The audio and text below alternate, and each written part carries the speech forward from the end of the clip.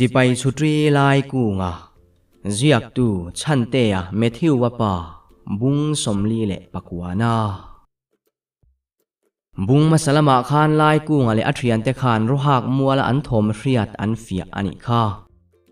an holam kha par ku nga le ho te khan lo ambu sin anin nuai le tamia mi amai chuti lai na chang tu pa ber lai ku nga kha leng kira tlalek lek khopin na ommania athrian ten chan chu an tum vel me kani enge thengzel don in ngai thatiang khai hui ham avahan den te reng em van pia khoimo tui pani ka du ka chola hal lutuk nuai lama tanga chung lama chho kha ka zuam lo arhim hima min vahan chan muang ve lut vung khatianga tetla lumila ka thidona sin ti in lai ku nga nui vur i chaw lo to pani kha idak nem si lo ta tak la chu nen si chu amuhil deuh tlun don ti na ti in lu ta nui su ani le la ya khoya nge sai chuan chu atla hlum zui ta em ni ti in bela na lo zot le ka khelo lal be du le leng kir mo a khwan zuk thui mun ro se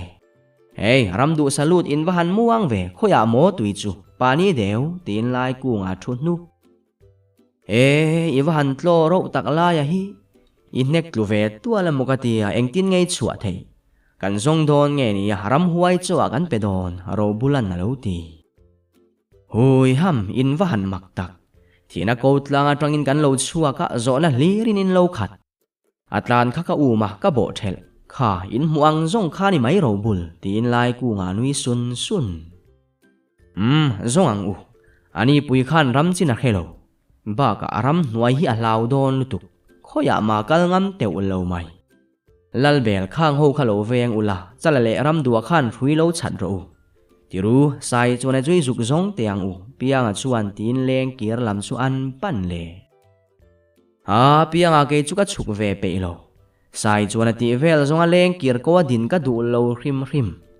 helai tang hian chun deuh thuak ila to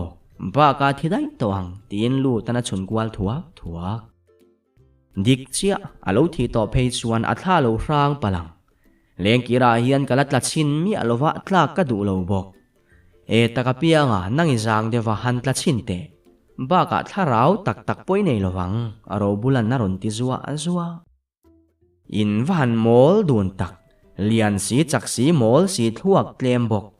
kha lu ta tlem lu thla ula en ro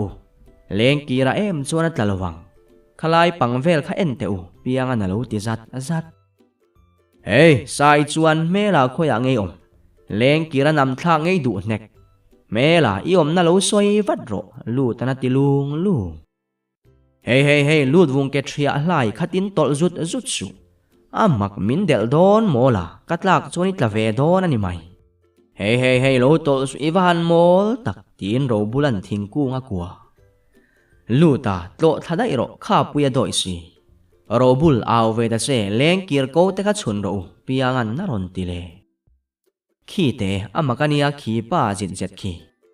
van piang i du le lo chuk la lo chun ro khata trang khan au te po lo aw ve la ro rel zet reng su lu ta lo ti hluk min phut lu tuk lut vung in liana in rita in chak bok ke te chu lo chuk ve ngo ti la thlin min chem leng dai dona sin lo tla hlum ang rengila bo sin nei nang tin piang a ron nui su kalte kan bo sin ni lo chiang lutuk luta veilam kha chun la ke in ding lam angai lo so ente luta so la ya pui so alo ar bi ru ku mai aro bulan na ron ti ya aro bul athia ni lo mo enga tinge so tianga kun lup mai ni vomang tin lu tana vom sai chuana alo che futa katlom luta min ron chan ro ka chet le hlek chuan ka in man be na hi abal don khongai takin min lo chan ro khu leng kir khu asang si luta khongai takin aron ti truau mai athilo ro bul ma se thi thei rengani ti na ni mo sai chuan han chele hlek te itla thum tu pani mai van piang pui kan mue local te makiti don lutuk lutanati luta enge omzia ala thilo tina emni tal ula thisa khan lo zon choro ka lo chuk pe lo khát tiếng chụp đục đụ ní là cái tiền ngay nàng mồ lệ piang na lâu ti lụt vùng cho vàng van piang đụ đuat tiệt tour cắn ní lo về đu lệ sai chuan a khát chút ti khan che lovin gian khua rõ se van piang hi chu kala tal don khop tin ro bulan chawa tum ni lo ro bul khongai takin min lo pui teu katlak chuan ka thinge ngei don kala piang thar si lo wa min khongai ram teu ka ba na kham to sai chuan an na lo ti le nang khalo ngoi ro ka hol thatop mayang che piang thar lo si enga nge he tai lo kal ve ram huai se sam ti ri du em ho ro bul hol thadai te ang he tiang mel pu hi dam re lu tukata nan tang kai lo lu tan na ti ya nia ro bul in kalta sa lo en chiang ru kha thi a hlau ve ni kha piang an na ron ti le ro bula alom theilowa sai chuan chun vu pa in tlo thla ki du em mela ngei tlak lo ati khur ro bul khongai takin katla don min chan ro tuna tak chuan van tir ko ainin hluzo thi kala zuam lovani luta sai chuan an naron ti truau mai ole ani chuan khovela ka mel cheber ti la ti chuan kan lo nuk chua kang che lu tan na ti tlat ani sai chuan tan du than the ni heksu khovela ka mel cheber ram duwa in ti ai point ka mel chia min chan ro katlamai don aron ti ya het enge soi kha ro bul kha pa khan mel chia min tiam ni tlo tharo tin ram duaron aw lang la o a ho samam lo tong su nang ain ka mel chia atiani kha khoi sai chuan ikut kha ka thu oi lo vai te tin ro bulan na pot suak ta ta teu ther vele ente ro bul ku tla se chuan pathian zar po om mi alowang sai chuan a pui chu khovela mong zare ber ini don kha hey khati khan min lo mel su kalro lu tan na ti zuwa zu amai kha alo la thilo wani mo sai chuan lum mi duem kalro mela so i thian te bula son wa thu mak ro tin lai ku ngana nem budor pianga hey ai du kan lo sa ta enga tan ngei ti chalan na lo ti hu ai du mo in sa awan buai thak thin tak eng po ni se kha lal bel ho khan song ho so lo wa nung khir ro an ke po kha ton tel tur pianga na ti zat van piang he mi te phur ho ni tiam ni at te ul lo mai he tiang mel chalutuk phur chu motor ina tuar du belan na lo ti ya lai ku nga po lo tongin dik chia pianga khang ho kha phuran ngai lo ram huai ho nen lo in chi bai ve ro se ti khan kalsan mai mayang u aron ti ve mak in van thiam theilo tak in fin dan hi amol lutuk chala lo phuar ngar ro enge ka ti don chu in rem mayang tin van pian den vin la pak tal pianga tak hi chu iwan khol kham thin tak eng thil ngei ti tum chu soi wat mai la lu tan lo ti ya sa lut vung ro sempa idora chani nei leo tak takin mo thian te u hemi te hian min lo ti buain min tha ve kan tuma chu wangin an lu hi chok vekila ram huai chok tiang u piangan naron ti tamai chu ta pa wa ron rak chua ta u min nai dam lo suale fal tu ate min chi la nia pa van naron ti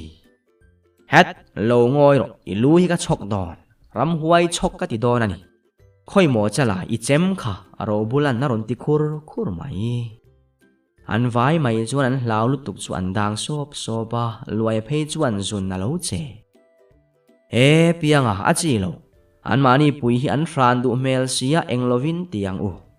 ti hian phuar hlomila ram huai ho bula hian zanin chu lo riak ro se belan na ti ya shabas thalutuk rohak muala nge kan ria ti rang helai hmuna hian pianga na lo ti wat kanuk phei pe to te lo mai ta hian lo riak ro se ram huai min ron tu te kha an om hlami alowang chu vel iken nuai lo za deu mer don te nani chu lu ta chuan ati ya ram du in phuar zo to em an lo tal chuak theange tiru i howat wat tiang u ram huai ri manam tin lai ku ngate motoran lon sap laya khongai takin min ngai dam ro voi khat ma kan ti huai to lowang cheu Naktu ka cheng kan soyang min ria tir lul su par ku ngan na tia. Lalbela chuan motor chu han tinunga. Min ti buai lo ve. Khatia in lo mai mai khalin nok lo o. Ma se zanin chu in mut tui danan wambi khau lo wang le. Laram huai ho nen mut nuam u ti na tlan zui. Pianga min ngai dam ro kan ti to mia lo wang luayan na lo ti ve le. Kha kan ngai dam chewa lo. Ngai dam lo cheu ni la in mut hi nuayang chu. Lalbel tlan te helai ram hi ka ten lutuk. Chu ram huai ri ma lo nam ka mu pianga na tia an tlan liam ta dai. An lau veng o tanga thim don sia. Ho iwa rang derang u ro bul. Par ku nga kha mun phia hol ka chak lutuk lu ta na lo ti. Atul lo lu ta nang ni po in lau em kha. In lo bethela in ro te po in sembok. Ti po son an lau tok lutuk lai ku nga chuan ti in an tlan zel. Lai pa hei an van rei ve dar kwari mai don. Wai me ho hi pun chia ni mai lo mo le. Ko khan committee te po kanin pay rengania tin upadola te ho chu lai ku nga te nan lu dam dam. Anung bera tual upa pani tele uparing lian te an lo lut ve bok. Tin lai ku nga te na chuan then rual ra te an lo om nual mai. Uparing lian ril ru chu anuam ru vur to lutuk. Ram huai te na an lo holo poin chu vela te na an lo vuak thuk ve ka ringani. Khai kha kan ko khan committee te chu thain wa han ti muang em lo lut te u. Kha siam pui thing pui khalo thlit vat ru o. Ni eng tia han ti chi nge moni don ni. Mi param kalzon ngot hi dikin ka hesi lova. Taya khan marveng rang zuala katloa asoi mga ero ngaya nuam chi alo. Puchunan na lo ti char. Eng po ni sila dar kuwa em po alari lova. Ti hian lo saku ser nga pot te ang u. Dar ko nula matru le beng tharin uai me tenen rela kan ti mai don em ni yang. Uai me ruai tu te po an om thau hi pusoyan na lo ti ya. Uparing lian chu avahan lom mai tak. Lai ku nga te in nei sana pui chu enin thing pui chu ador ruya. Arilu chuan lai ku nga te ho kha ram huai ani lo poin par ku nga te talin lo mi ang lo sela ati tak zetani. Bela ding te. Sentu ta vào kan theng don in silang u. Kan thi ve deuh nuwa vania aram du achuan lo ti in bela ding dat. A eng dan in ngei lo din ve ngot lal bel tlan ro. Khua lu deuh thuai tu. Ka siam pui te po an ngai thato nang tlan ro. Aram du ate po hi in ti thu ve si amai piang na ti zat azat. Van piang in sil chung te zong arena. Tiang te chuan kan lut thi sung do na sin lai ku nga na lo ti ve le. Lal bel tlan ro ding mi asu. Hetia kan hoi thi nuau hian kan pa zo. Enga tinge an ti chuan ram huai hamna ti turani. Hei lut vunga re ru kha bui ko heu ti vel kha lo soi mi asu piang na ti mak. Bela chu akiai suka. Rutin min sil le selani mai lo. Lai te tuya hek heu don ti na ni chu. Ti na tlan fua. Se pui khua an lu ta alo re deuh thup. Enge an om zia hi tu na dar kwari don sawa an re evek. Upamam ku nga po in hong lo. Aram huai be te chumin lo mua ve om tak a ho vek. Lal bel ding leksu. Lai ku nga te na tlan pei mak ro tin pia nga tum vuau mai. Van pia nga cho Nang po hi par thi or hi ichak ram khat ruai tuang mai. Ma se i or lo keu. Kha i mai te kha lang ram huai siam pui chuan lo lau che sela ka va han ti tak. Ro bulan na lo ti ya. Hei kha in tong ring siang oi ro. Ina ka tong main eng ma lo soi ve su o. A enga ma hian inin soi thei vak zel. Atua ma kha tong sual mi alo tur lai ku ana ti su. Sabas robul ente ka cho le leo. So lai te ko ta mi pui te son enge anti. Ke ni hi bial tu MLA kan ni ta em ni. Awan nuam tak mulo dervel te ang. Ma se siam pui sak mel darang katong lo hi awan ho tak piang na ti zat azat. Van piang a bok a mui tron sak ro. Ram khat ruai tuang mai. adu thu sam hi soi zet zet zel mai tin lai ku nga ding deu ut bela chu ding in motor chu ares waka lai te in lam hoin apit na amet siam pui te ho chu an lo wa han tlan chuak rang tak mi pui ho la chu an lo bor ngal tuaw tuawa an lo thi ve deuh sung nen mi pui mel chu zo na in na khat ani VCP uparing liana po le ka pui alo ding chuakin mi zong zong ain zo na anga mel zo khala ya in lo theng mo heu eng ti ziang kha thi senin kai ti na em ni upadolan na lo ti ya chu ta chau mel se tin lai ku nga chu ka tha ma se kan han lut photang tin kong an lo kian sap sap oi ka du theilo ana em ubel ulu ta po kha im mai la thi sung mai sente tuilum kha omem lo lut ru thi in na lo ti ya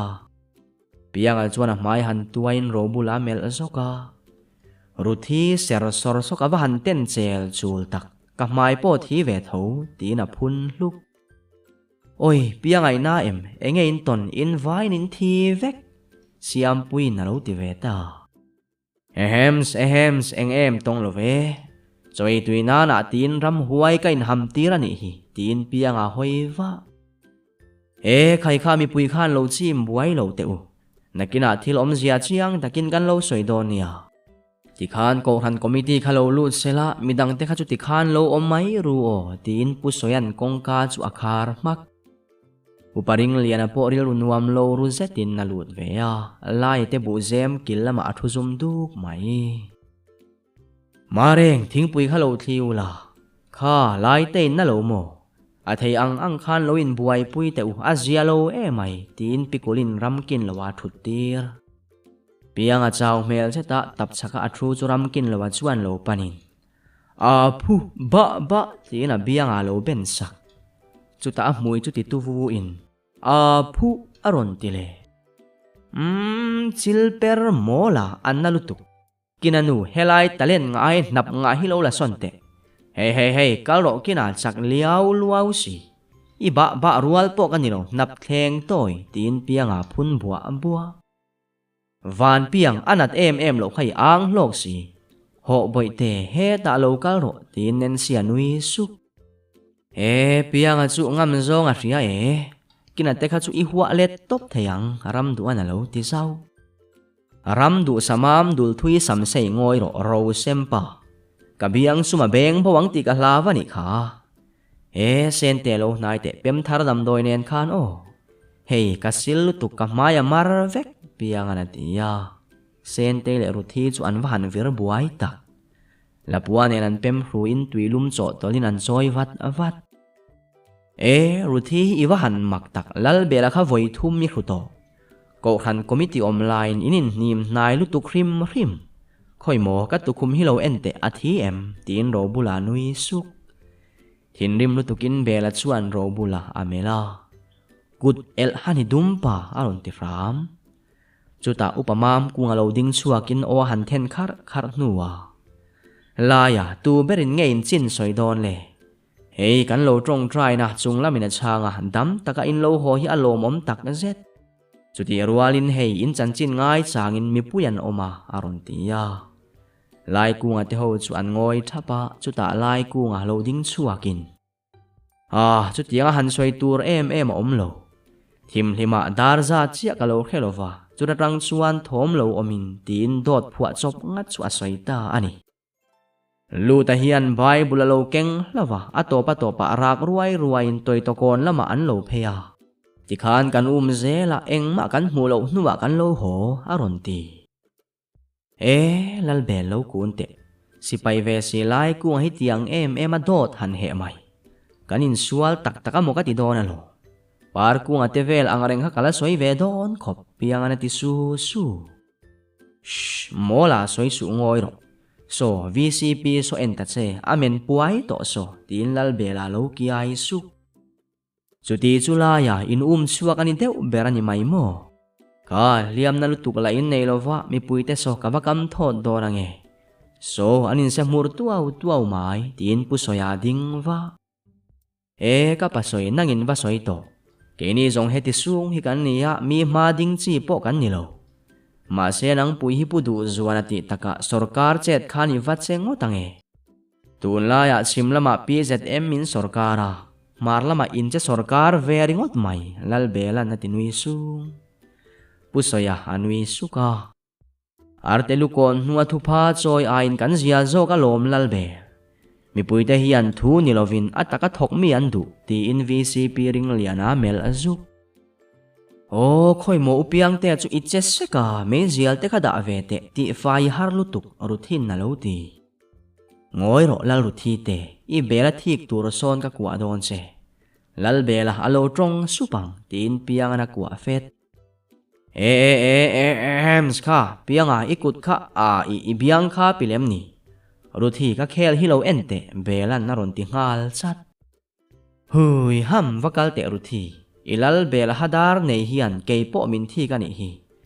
siam pui lo kal te kaban engi lo vel hi lo zut khuweng veng te tin pianga nui su taka kha zanin kan thut khom ma khan la ya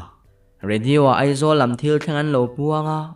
kan PZM ruai tu pa pu du zuana kha parama khan silai me puwa kumsom kalta ti vel te kha uma kan ngai tha chiang don ta ti aron tu daya nangni hian thu chiang in remia lo mo kan ram politics te hi thu dik nge dik lo la riat sen lo kan lal le thu nei du hian mi pui min ti chi ai ka ti upathli ran naron ti ya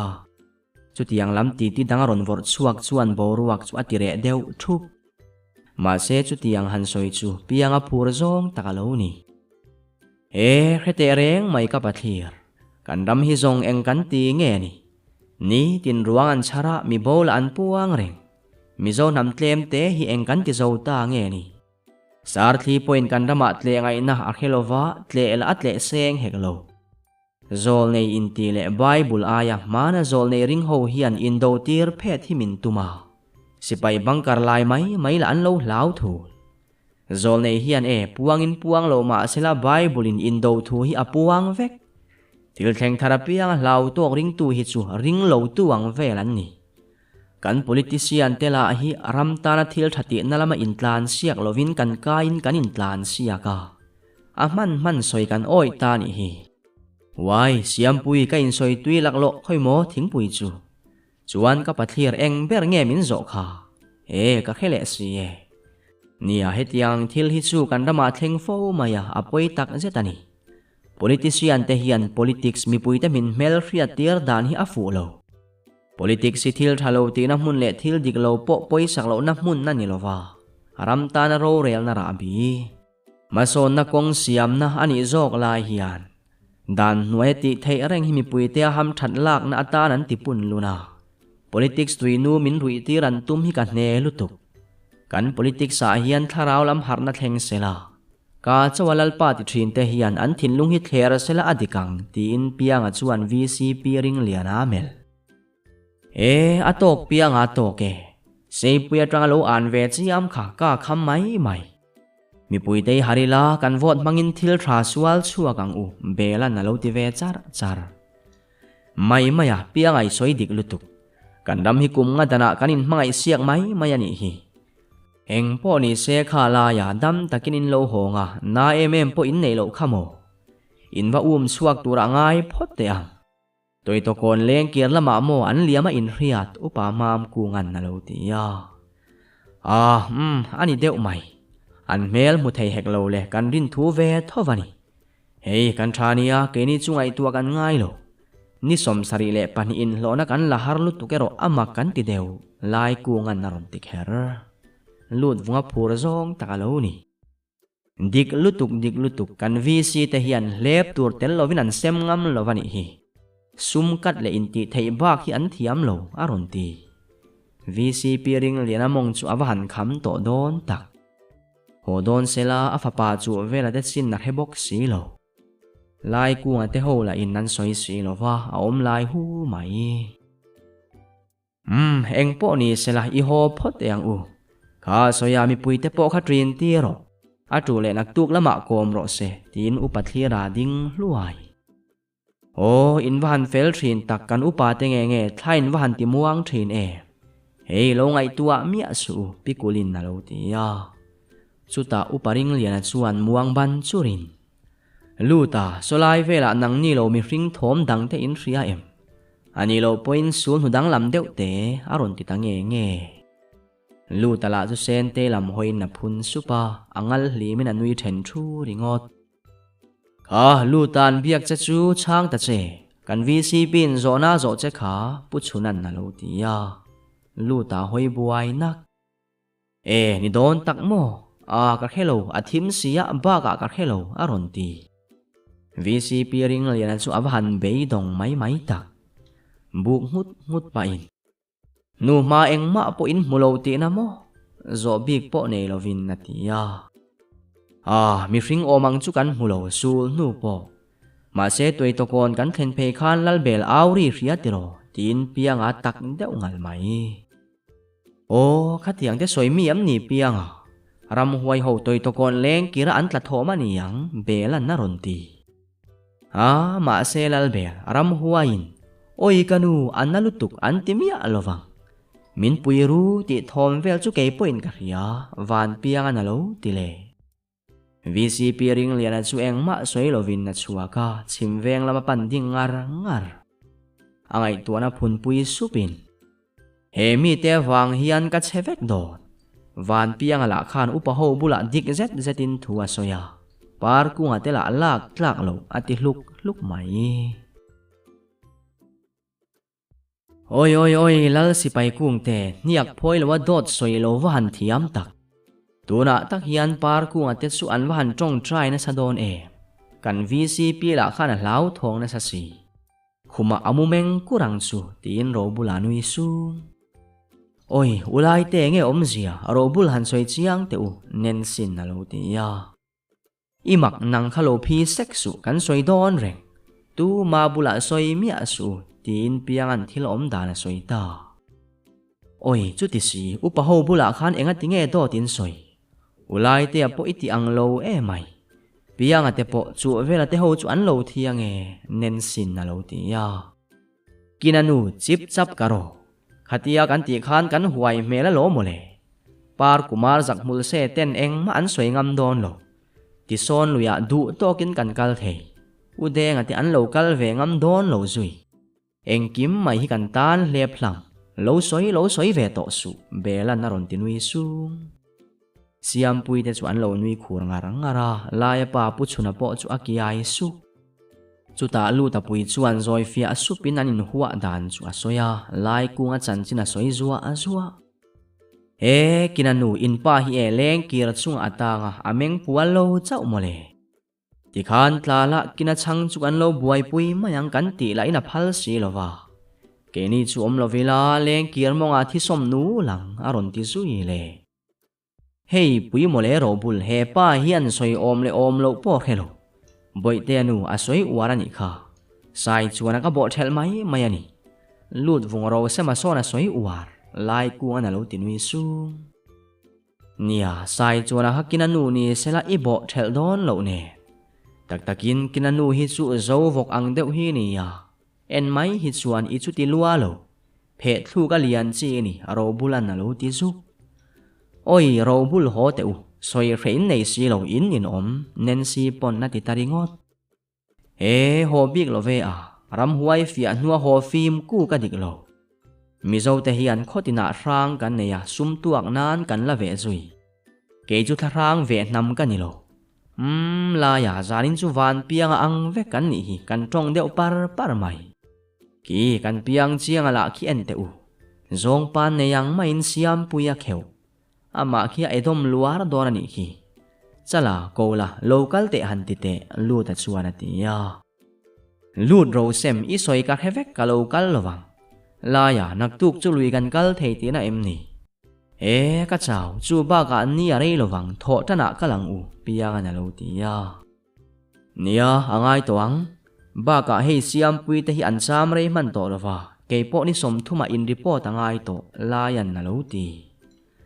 Lai ku nga te in chung chu are ngal duka aram dua po soi pomin na lo mengkur. Nakina chuan pianga ron rong chuakin. Avahan ho ve ke ni hi eng tin nge kan omang. kho vel hi anin om siam pui lo bem dai te aron tia he khai pianga kan damanga kanin mule vat don alom ai zo la min lo thanga kan pani in thalak te kan siam tir don nia a siaman ka pevek don se so po ilo e don ania ti in nakwa na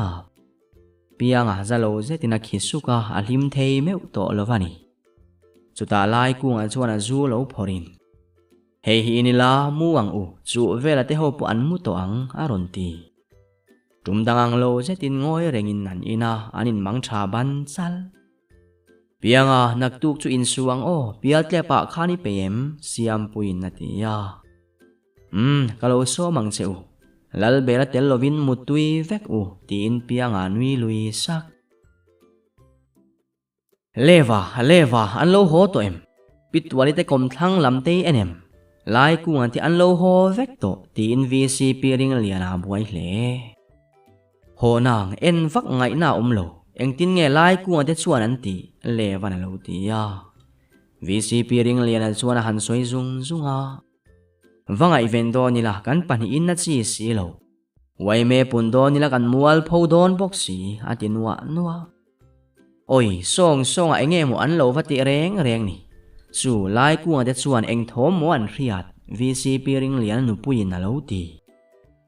o lo ngoi mai te thil eng kim lo riat ve tum su muro leva kan tual upa te va ko te enge mo tak zong kan ti angai ani ti in VCP ring liana tumbur mai lewa po si det nen chua kina phur te chiam lova VCP nu puila amumeng kar ringot reilo te a tual upa khu male ku nga lo thlengin an ron ham lut bui eng thil nge ni ta lewa lain eng ma soi box si lo tin tual upa ku nga thu nuk lo thu te u hey lai ku nga te ho ka zo na kha in ria in bula chuan zep mi la ni lo chuan kan soi zung ange tin thil om zia soi tuna an lo la ho lo le zel sia eng tia han ti chi nge moni don ni khotlang puna han chet hluai chi ni in ka he si lo ati zui sup engen lo vati reng ni an fi ave du le anua fi ave mai sela tuna dar som pani ari dona vakalila kan mulo phei chuana ho vek khowa rualin kalila chu bak ti thei omin ka helo tlangwal rual khat kha za tan nia lo mole tual upa khu man lo ti mak kunga po chuan lo buk ngat pa in lai kunga te po ka lo zo chiang nge imu photang u mutring tal kan om lo chuan ti na tho zui ni mai te se ma se le wanang churiak mai te lai kunga te ho zet zota wang hian kan van buai tak son theini se ka tingot mai puring lianan na tia o enge mo an thiam lo na le lai te dem na turan om reng lo ve eng tin nge chu vela te po chu an lo vakal ve reng ni mutui phot u ti in tual upa te po chu an chuak le ta zing karani trong train khom darik main soi kung i chuan changa kang sar to lu ta po phak chuan lo in hong in ameng si suk zing kara denvil pak tualin soi iwan zing te kuk ve aram du sama ma chu ala nara sin tin muna phiat sur nia changka kang lok dualo khalo ka ro lu ta thing pui ka lo khila yang se tin soi anui var chuti lai chuan VCP le wate tual upa te ho chu ipte pui nen an lo chua khau kung zing kara ngein ti don helam lama thangin en don nge ni ya kong in pot don lu tan alo ti ya tualupa ku an chu han toy ruta lu ta chulam ni love andai na ya ram kan han chuan lokange ati ya kha soi chu transfer ni sia i dor khai khar mai aba han ngai om ve sarkar lam han tang ni la chu SDEP dong mai tur le van na ti ya soi chu atum maka SDEP don tur wanga in lama tananga yem ni mizo mi pui da ta ni lom ni kha alo ti ve kau lewa a hoi bil mu ta kan party mi te kan pe photang tin an liam zul kal teu in ne om lutuk mizo mi pui da tan bat zet an siama party ta na man an tum le si in than haya po cheng som thum aya cheng hi an sem lu tan tin thing pui chu atep luk Riêng dar sari velania sei pui kona nilum ai nan thu thap mai. Athanin bolan benga lai kunga te ho po soi kungi dor kota anui duar hlom. Marveng punga te ho po lo dak chuak vein frang zwala po thupuk ve hlunin athanin lai kunga te chu engemaw anzot ka hau hlom mai. O ni zana pu soina soi vek to kha engemaw abakin la hriat du. Kan mi hlim dale lut vung dor kaya khuana tlan vek. Eo awa in khal thei ve ente lalbel kan luta so anui sung mai. Tuna tak son bekang sa bat vadil te robul alo trek te ang chu piang anatia. Luta lam chu an hoya lo nui sung naron bulu. Het so abuk diklowang. Anui dan so ari tailor buk lutuk. Luta chu nun na le khabula ma zon chia nilawang pianga. Ama so patlanin so sela lo buk ro se bela chuan tin an nui dar. Hey, engain lo nui lalbel, robul min lo puite, dal hi lo pekte, luta na tiya. Ka pei lo lut vung, chitlum mum khat po bai ziak zel, tin robula nui suk. Ramdu thing pui lo in ro. Oi, ulai zinga khan kan VCP te helama hian an kala. Chu vela te kha an lo thi vai chuan an lo la thleng mia lo. Soi kungin na ti sa. Soi lau mia su thì an lau tlang mayan thilowang. Apa ho khan lo holing vut ro se lai ku ngana lo ti mak. My cause ka van the ngil teu với na in su kan tum take. Luta khoi mo suk lo kha ka lo balok tiang cheng ka ka lo. Khoi mo ipanama nen khan tin piang ana ban nga. Amak pianga suk lo kha hle pa chiania. Lai te in mi ba po min la pelo luta na lo tiya. Imak lut vung thala ka la chuak lo. I negative mel chiat nen ka ba mai taka luta ibabu hi zan khat ka lo kol te ang. Chuan lei ba te chu a fela ni mai. Ba ka lei ba te chu eng to reng lo tur. Kan ram fuai du te pon kan le an ba kan thring lo khoi mo tin piang ana lamak. Chuti mek lai chuan ngai te ama sen tu ta vaw lama tangin VCP ring liana hovin par ku ngate ho an local nek. An vung lek lukin an thi sung nen mi pui ho chu an van phok mai tak. Sen tu ta vaw kong lam chu an hoi thup. VCP ring liana la chu no ang tlatin na lo meng tur hle min ngai dam ro ti lo chuan biang nga manilo. Anung bera ke nukin pawa a local ve nak bok. Lai kunga te ho po chulam hoi nan nui sung mai. Khai nge thilom zia chu apa. Kha ni zana lai kunga te izo kha ni. Par kung eng thil ngen baton vele upamam kungan na lo tiya. Par kunga te ho la chu an mengam tro kani. Le ba te ho la chu an hoi vual mai si. Mi pui ho la chu an bor deuh titi to in VCP ring liana chu ding dat.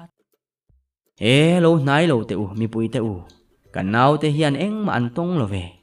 Ni zan la mafia tu lai ku ngate chuan eng ki man soi to kha ti nan kal zel. Chu tiang ni si kha an mai kha va han thi na sa ve. Kha sai chuan a phei chu akora tet vek. Song la ma te nge mo an va ti reng ni.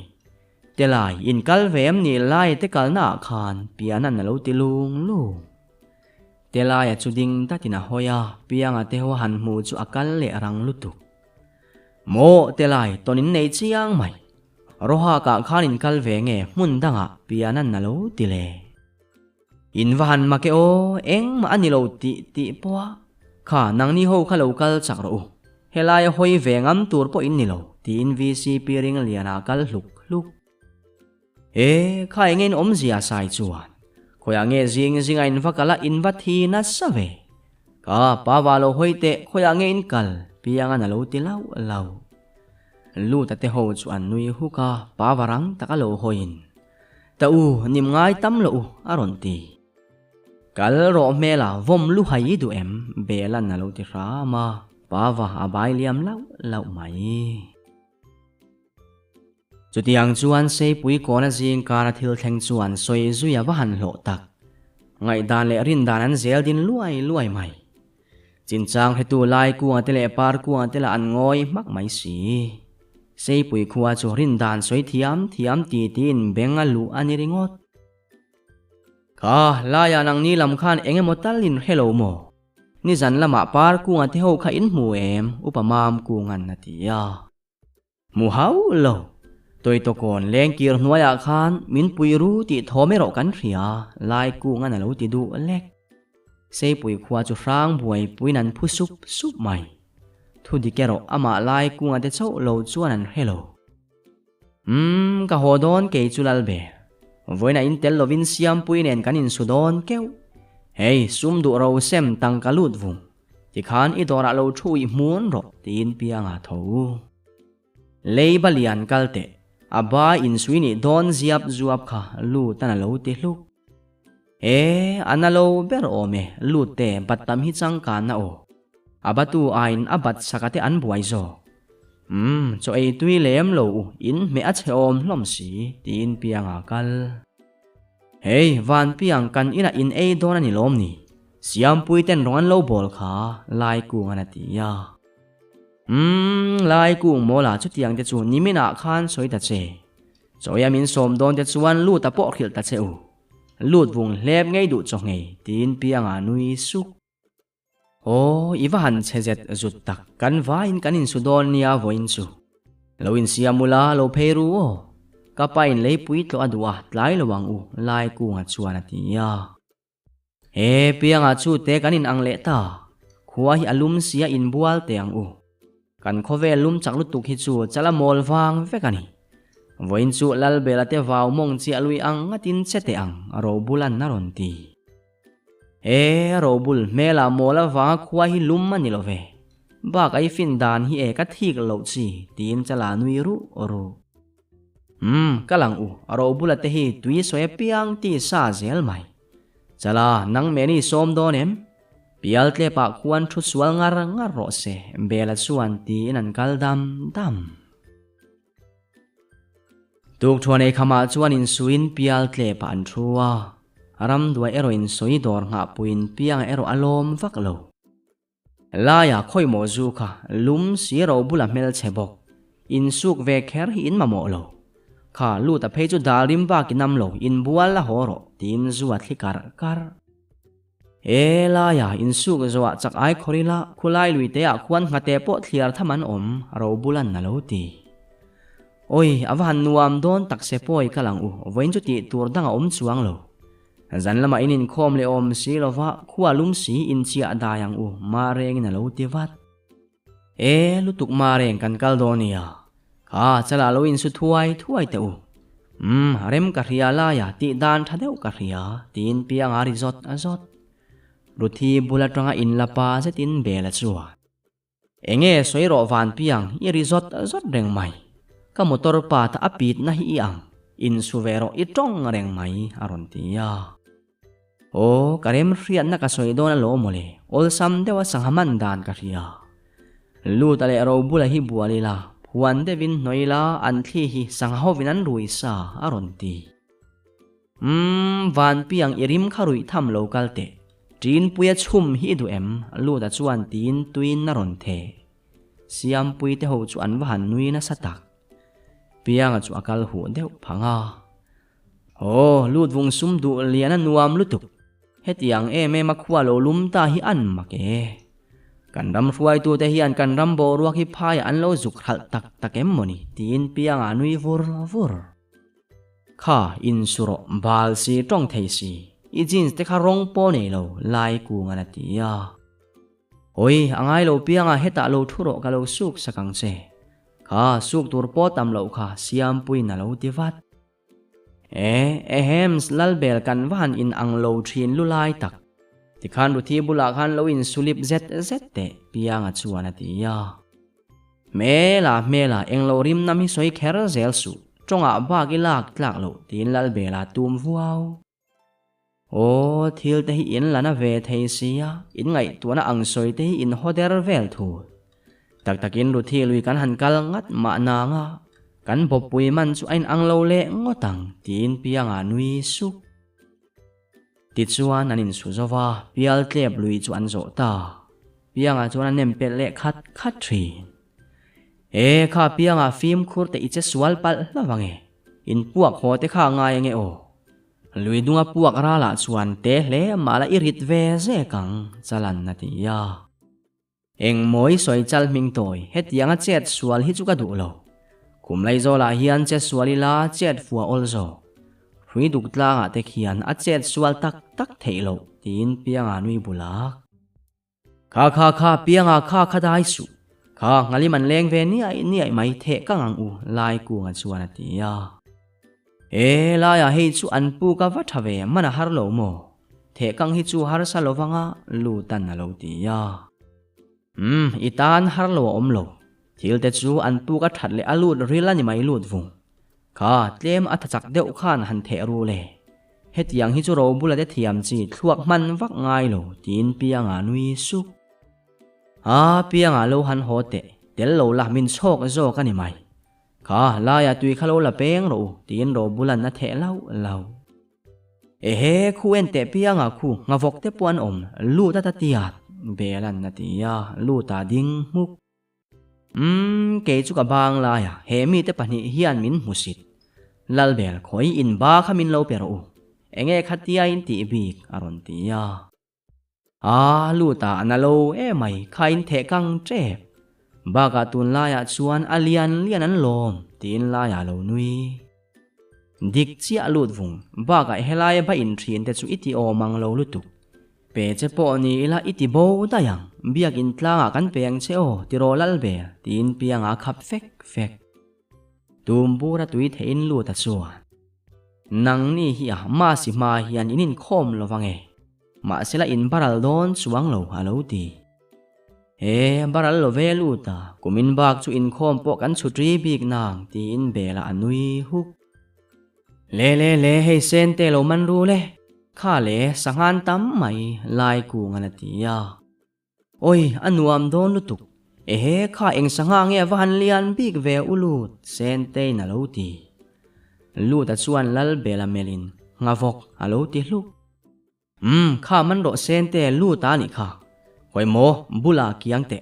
keivan piang hi akwa khan kan lu ta nge ro bula te lu ve thelo na hian kan lu te ang kha kai kuang khalo man ro ru thi nang ma ni ain an chep na lo fe piang an na ti ya la ya kha pa khalo tal te van piang khatiang zong kher kha ni lo tong zia kha man ro sanga kha tong zuap ringot mai bela na lo ti lu a chep tu lam chana lom hei chulal be ke hian ka lo hol chuak zat ange tin pianga kun kut khu pa khu tu top sela ka va han ti tak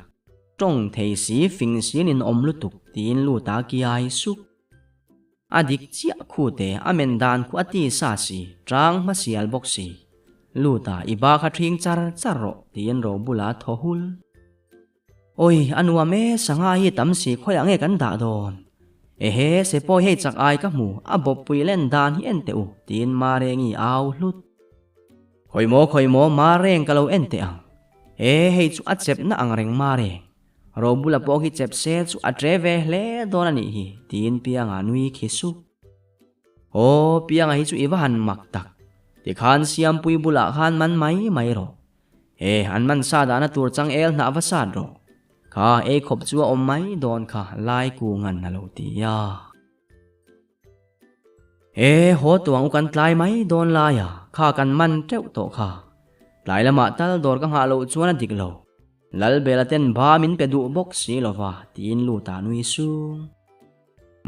lut vung ani chuan a phur man kala zat to ang ilai tar eng the zor te iti to si tin lal bela nui su nia hoang u hei kan man ven nual tak mai pianga mau thea khan thun la nangin ak chho da che lai ku nga chuan ati ya pianga aner su nga la ya iti o manglo mai kha ke ai lal lo chala kha ke chu siam pui kai kangai ho siam pui kalang halo ti dai ti chuan in thleng chovin lai ku nga te ko ta nula ho chuan in zar dula kanukul thingpui nem chai ka du khai ka pum hi ari rok in ka ria phing po ka nei lawa the thingpui thlum ka kur tai nen min lo chhop te u pianga na ti zot pianga kha lo lu te u la ya nang ni po lo lu teu khai hei ni zana eng tin nge ma par ku nga te in lo ti ni palai mel kan huania pu chunan na ron ti ta kia huwa eng palai mo in khom pui palai em ni nge ni ya la ya arukin farm ni lo nei nge avan mak ve athu ka van pia ka buai tin pia nga nui su iwan mo tak van pia ngoi ro so le vale uku nga te an ni so ni zan thila khan palain lo kal ni so nang ma wang vek poi cha choya ngai chuan ke choi lo keu lu tan na lo ti ya do ya lut vung ui kom lut ro nang ma chau hi savom boma tan tir du em tin bela te an lut dam dam kapa eng thil nge ni he kha ukung eng lam palai nge in ni le tin lai kung hovinan thua kha lewa han soi te u la ya ni zana par ku nga te kutin lo tha ka ni mo pu chunan na ti ya eng mo kapa chu mo in lo palai ve chan uku kan tal vek lo kha lom turan nia sin enge in soi du lai ku nga na ron ti chang fak la ya lo in beng dai phot ula eng lovani ke ni chuan eng ma thu bul kan helovania ma se ni zan lama par ku nga te in lo nek mai ni lovin solai ram palai lenga puar hlomin zan khuwa in lo da kha kan vc pia lom lovani thu phain choi lo chuan thu buai hla buaya kan la nga ti tlat mai tual upa ku ngan na ti ya hu chu tiang in alo la tingam mo kha poi lu tuk la ya tal ve kang ka ti lai kha ne nga nge tali phal lo tin pia nga ain se ru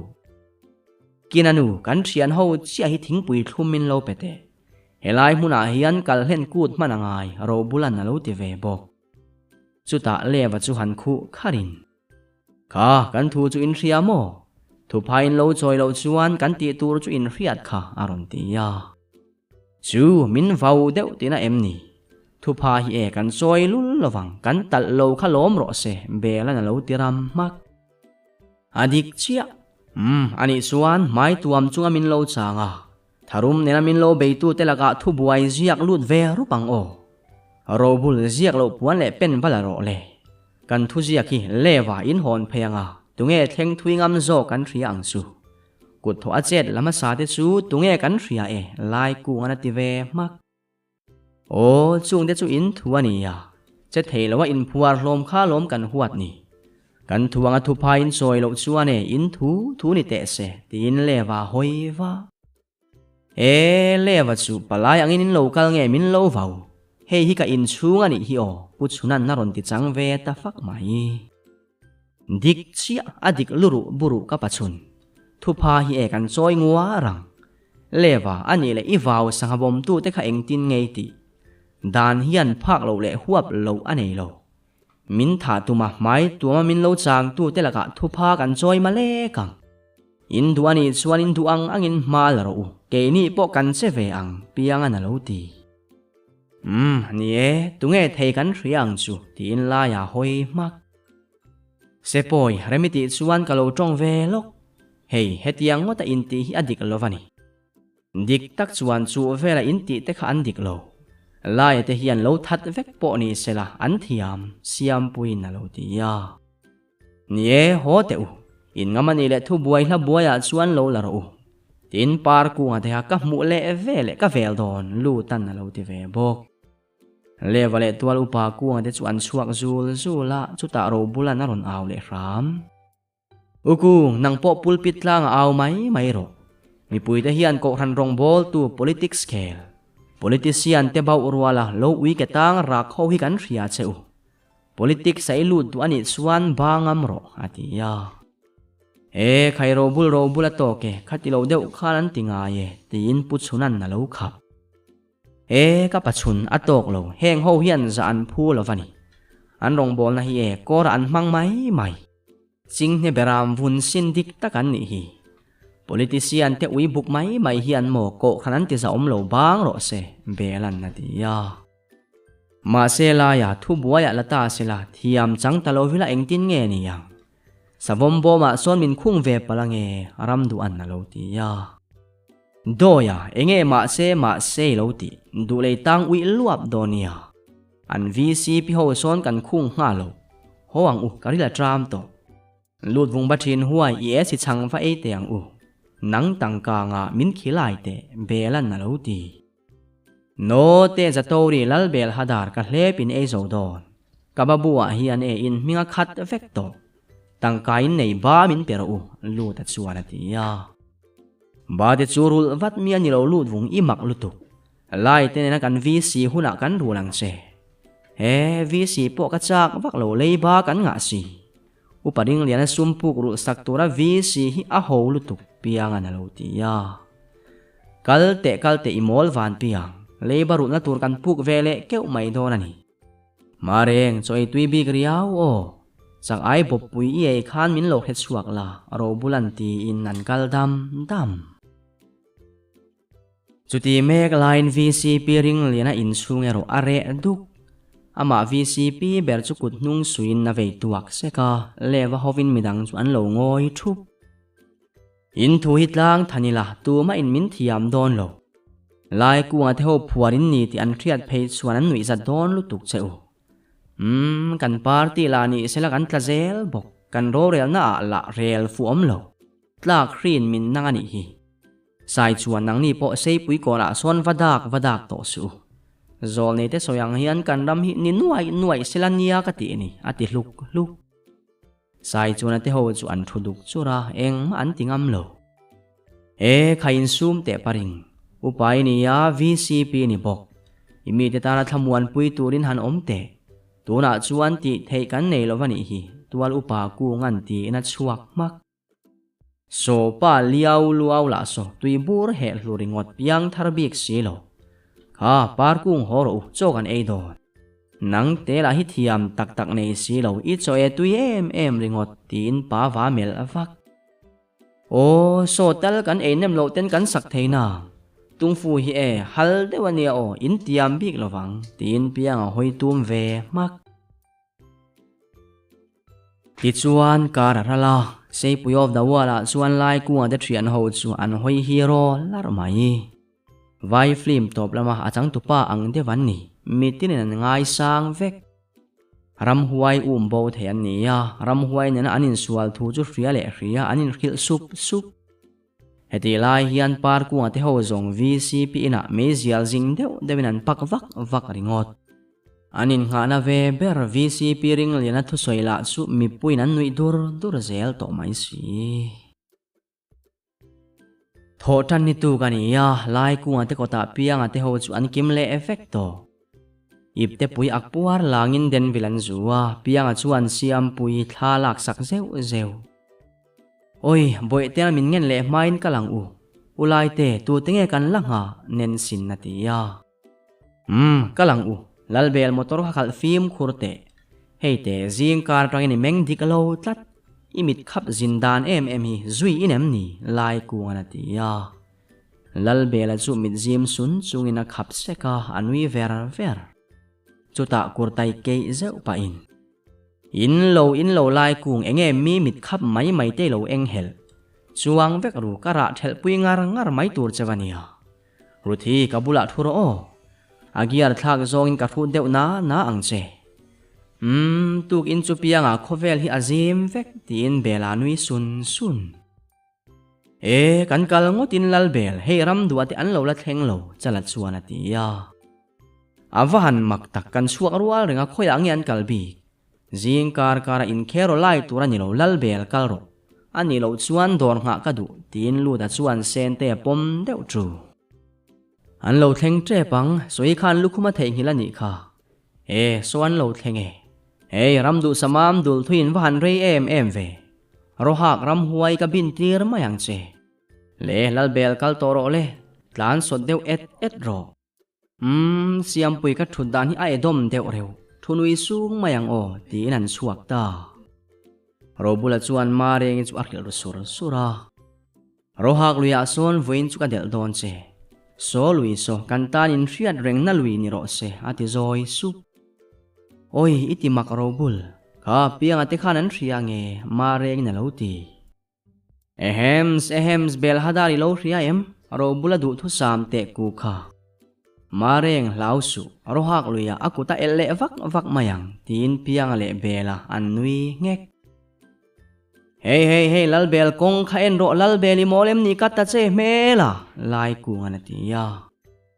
oi u bel kan che swal don kat ro kha break tal rapte tin ru thielo au ve lal bel mola nui su ding ro oi kan che vek don he kong hi kong an che dong alo ni hi van rama min ruai ram du anati man chia het sorry oh my cause aden ma se lal bela kan hi tin bela na kat le fuwa chuta aberek loina ding mui rum oi ka lau zia kha ubel enge om zia motor kha chiang lovem ni ruthin na lo ti ya lal bel kau chi khai khelo vem ni enga nge nui vak van piang anen hian kha kan che swal lo chapani kha lai ku ngana ti ya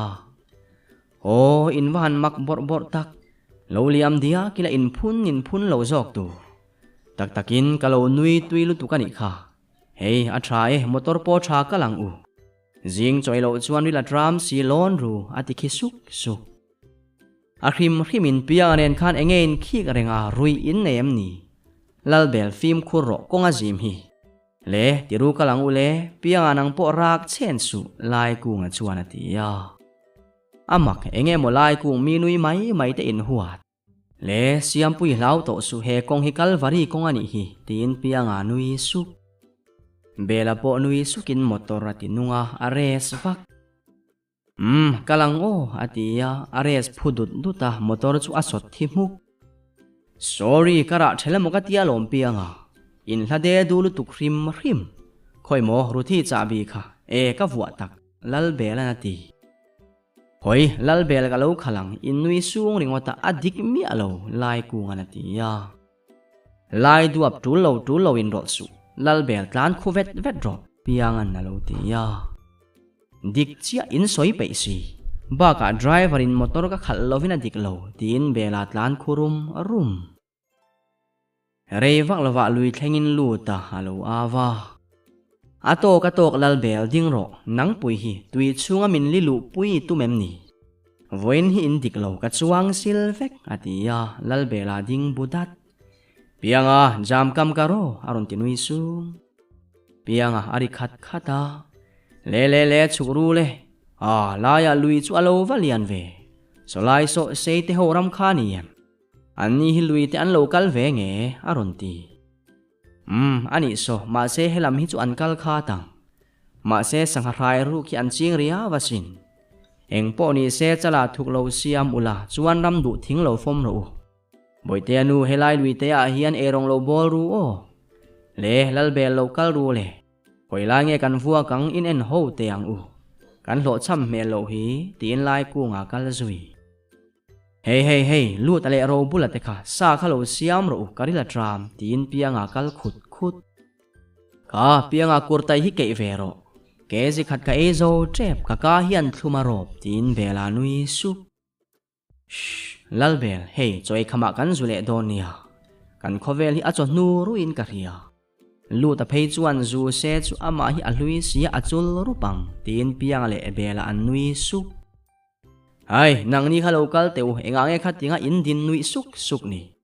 helai li nuai lam hi voila thangem lai ku ngana ti ya sopa vela so hla dewa tong fa na la ya eng moi soi sanga chu vuwa ki tiam ni voila ni mai lom lal bela na lo ti nang ni hi rui in nei ni in nui hil tu na biak tlak point ni lo hetia in lo rui khal ten cheng kol point man lowang zu lo enge in rui lai ku ngana ti ya avan ho ber mai tak cheng kol tur chuan ai kal kan lamai dona lom te ro lal be tiru phayang u karil tram dan chu pui takani tin piang anen nui dun ngek in che khe ruani chu mi mol chu lom lovin an nui lai ku nga chuan ti makina kal dai wan ti tawa lom lovan nui mi a hau tu mi sual lai mi sual thai boy pa ne pa si pai zong a nu pui lau ber piang a chuan ti in an nui thu nok mai khai atop deuh thu mai ani piang ale bela hian engian rui in rin le chuan adot le a chuan lu ta te an lo edom deuh ani point in tem lova kan ti an yang chu du thu han sam hovila sen te hi lu ta hian dek soriden then sei sen tiem comment lama soile diat te ang o